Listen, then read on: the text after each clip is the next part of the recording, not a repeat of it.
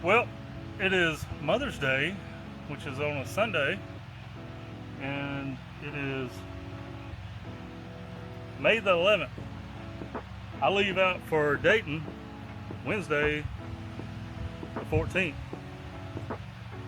which means I have today, because I work Monday and Tuesday, to get another radio installed in the truck. And it ain't working out how I planned. So let's see how we're gonna overcome this for the trip.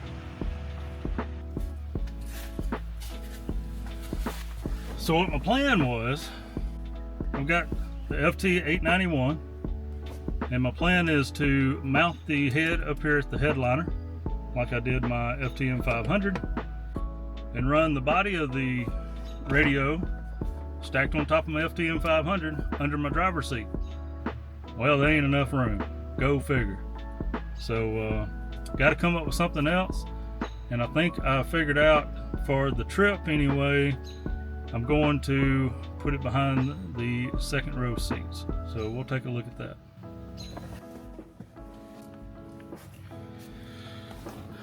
Maybe easier to see looking in from the passenger side, but here we are. Just lay the FTM 500 down there behind that seat. I really never have anybody in the third row now, since most of the kids are grown and we don't really ride together many places. But hey, look there. That's a fun place to be. See you in August. So, I don't know. It's not the ideal situation, but I think just for a few days trip, a little temporary setup, it's going to be fine. And then I'll worry about making a nice, more permanent solution, because I need to do that with the FTM 500 as well, because it is just under the seat. Tucked up under there is the FTM 500. Fits pretty nice. So we're going to take this coax, and hopefully there's enough to run from here to there. I think there will be. So this is the 891's head mount. And I just went to one of those big box stores, hardware stores, home improvement stores, and got me a 2.5 inch corner brace. This is the same brace that I used to put on my FTM 500, and it's been working out great. It's good and sturdy, doesn't wobble a lot. Considering my need to get to some of these buttons, the FTM 500 pretty much I just powered on and off, but I'll probably need to get to some of these a little more often on the HF. So I put a little bend in it there, so it'll be kind of angled down, looking at me a little more. May adjust that bend some, but that's what I'm going with. This part just slides into the headliner, and surprisingly it holds quite well. It does the FTM 500 anyway. So, and here's my box of goodies. I borrowed my remote head mount installation, some wires from my ICOM 880 that I took out of my work vehicle, and we'll repurpose it for this purpose. Just some cat cable going for the microphone, and this is actually, I believe, some old TYT remote head wire, which is 6-pin wire. So RJ11 or 12, something like that.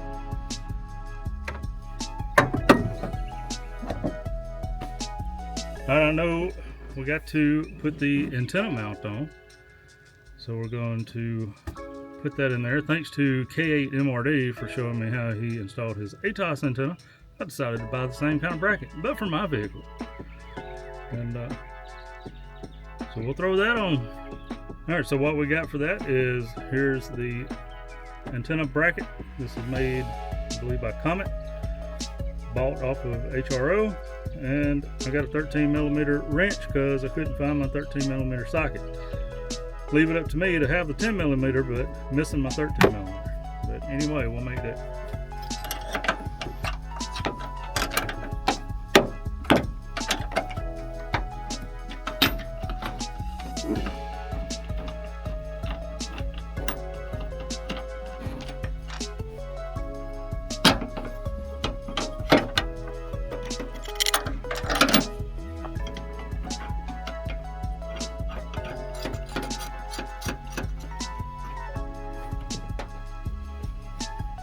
About as easy as you can get.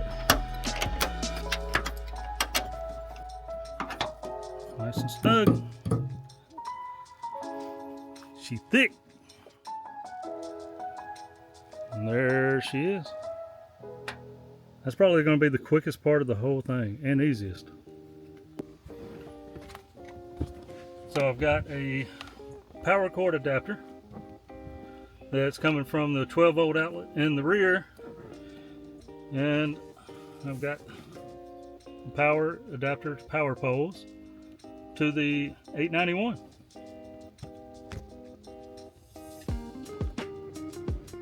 I heard radio click, so now I got temporary power. These ports are rated for 20 amps, so I'll have to keep the power down on the 891. Don't want to try to run 100 watts through that, but this will let me do 30-40 watts probably, no problem. That's what the HF is currently set to, but that's where my power is coming from right now. The big thing is just to make sure that you look up the specifications on the wiring of your vehicle before you try that. It can work fine as temporary, but you need to see what it's rated at. Some of them not rated for very much, but mine happens to be for 20 amps, so I'm going to use it up to 20 amps. I'm going to try not to put 20 amps in it, but anyway, just be careful. This is your caution. I'm not recommending it. Let's hook this control head cable back up. That'll be for the microphone, and see, all we got left now is microphone and coax. But let's just see if it powers on.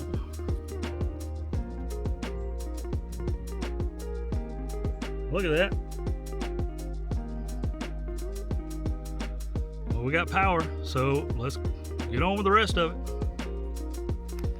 All right, so this other fun part is going to be hooking up this coax. 90-degree bulkhead for PL-239. See how we can get this fed to the inside. You're probably not going to like the way I do that either.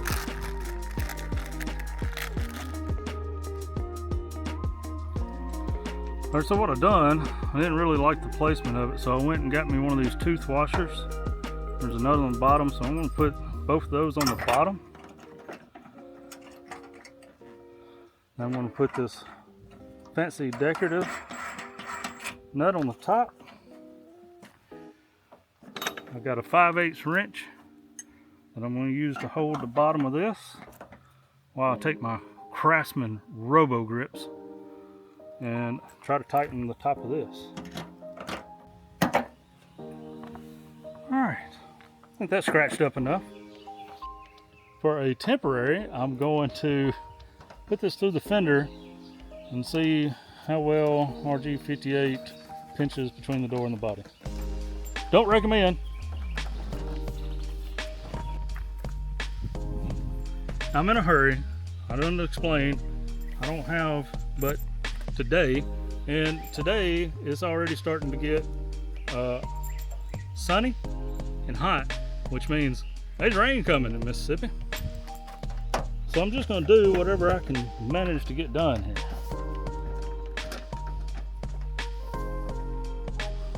So for the time being, I'll show you, find where you can slide that bracket up under the headliner, and then I'll slide it to where it's got a more stiffer hold. Adjust it a little bit, and it should sit like that, pretty nice. FTM 500 on the left, so I don't have much clearance, but this right here worked pretty good. I like it. And you'll just run the control cable up into the headliner and across.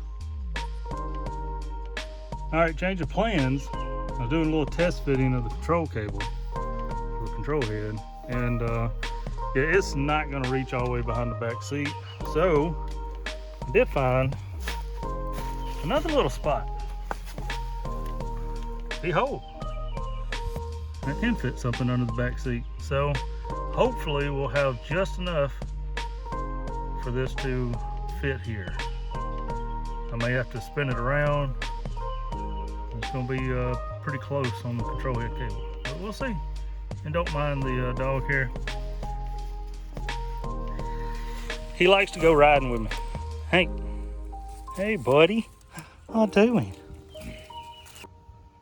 Show you what I'm doing here. I've already went across the top of the weather gasket there, and I'm going in between the molding and the weather gasket. So pulling the weather stripping back so I can easily get it down in there, and it's gonna be close. It's gonna be close. Man, I really wish I'd have cleaned this car up before I done this, but oh well.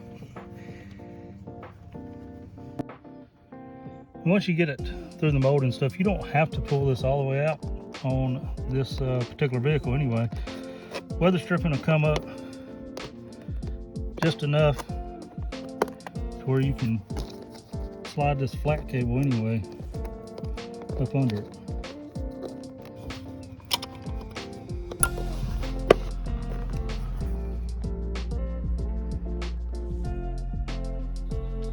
This is probably, I mean,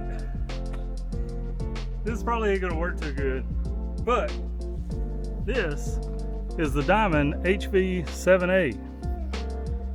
I've got a lot of use out of this antenna, as it's a 5-band antenna. Pretty neat. I had it on the back of my old Tahoe. So the way it is, it's got 2 meter 440, 10 meter, 6 meter, and I think this is a 17 meter coil. I've got a 40 and a 20. Let's see. Yep. No. This is the 40 meter coil. So we'll see. I doubt that it's still tuned up. It's been sitting under my workbench in the shed. But it should go right on here. It's a heavy antenna too. The thing is that HF horizontal element is supposed to face away behind your vehicle, you know, like on the back. So I'm assuming that this facing the rest of my truck, because I'm mounting it on the front, it's probably not going to act too well. I've got a mobile tuner I can put in here, but I just don't think I'm going to do that. So now I can loosen this, turn that, tighten this back, try to get it fairly straight with where the aerodynamics is going to. This sideways is off. I've learned I don't want to twist on this. This is a coil that you can't get into. Thankfully, Sean, Hamradio dude, had an extra one. Sent it to me. Good Lord, what did I do? There we go. This is a fold over, so that's nice. But I only plan on using this until I can get to Dayton or Xenia.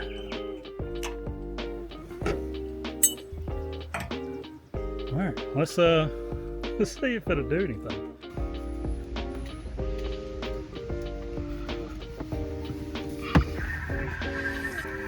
It's receiving some. Oh, we got good receive on 40.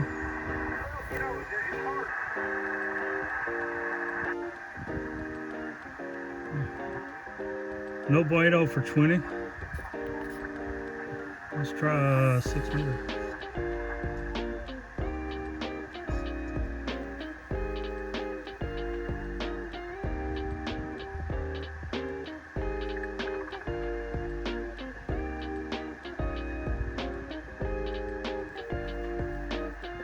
See if we can pick up any FT-8.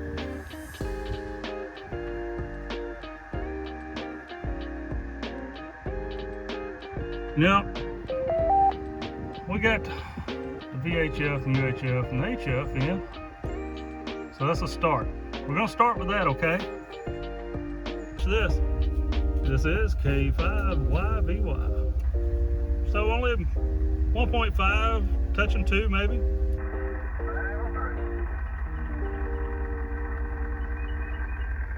I can hear stations on 40, but SWR is a little high there, so I'm thinking the higher part of 40 is okay. Anyway, this will get me started. Maybe, hopefully I can get me an antenna. All right, well, not too bad for a couple hours and throwing this thing in there. So FTM 500 there and the 891 there. So I'm gonna have to find some more mounting solutions. I'm probably gonna bring those all the way to the back eventually and put them all the way in the back trunk area. Do some of that fancy mounting, you know, like them overlanders and stuff do, but until now, that's what we're going to work with. Get this thing all closed up. Because for now, I'm done.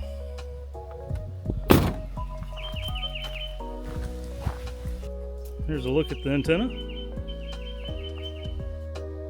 Yeah, we'll see how it rides.